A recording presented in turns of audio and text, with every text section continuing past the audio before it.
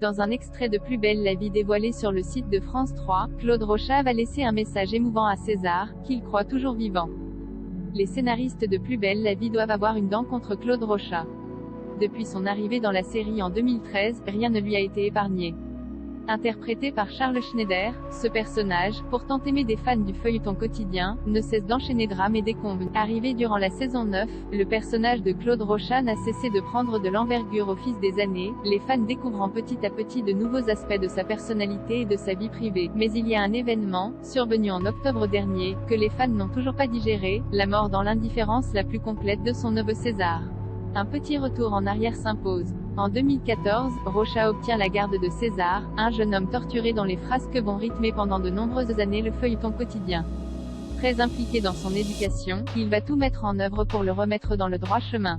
Tandis que leur relation prenait de l'ampleur, les téléspectateurs et téléspectatrices apprenaient que Rocha avait perdu son fils lorsque celui-ci était adolescent. Le temps faisant le lien entre César et Rocha n'a cessé de se renforcer au fil des années.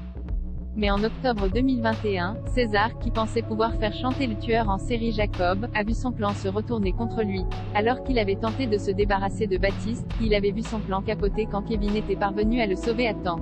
Alors que son espoir de reconquérir Emma partait en fumée, il découvrait dans le même temps que son oncle était étroitement surveillé par Jacob. Afin de le protéger, il décidait de se rendre au commissariat pour tout dire sur le serial killer. Malheureusement, sur le chemin, il était enlevé puis séquestré par le tueur et Camille.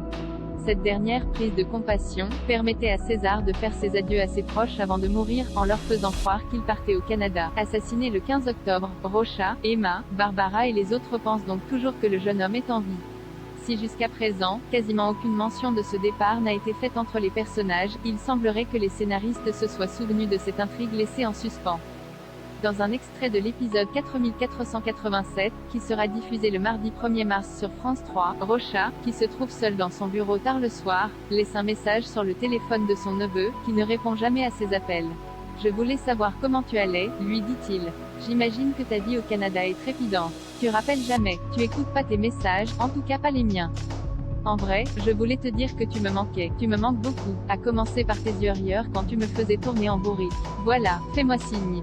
J'en ai besoin. Je t'embrasse. » Un message poignant et bouleversant qui ne va certainement pas laisser les fans de Plus belle la vie indifférents. Il ne reste plus qu'à espérer qu'une fois son intrigue avec Malika, qui va tenter dans les prochains épisodes de l'empoisonner, bouclée, Rocha va se lancer à la recherche de son neveu.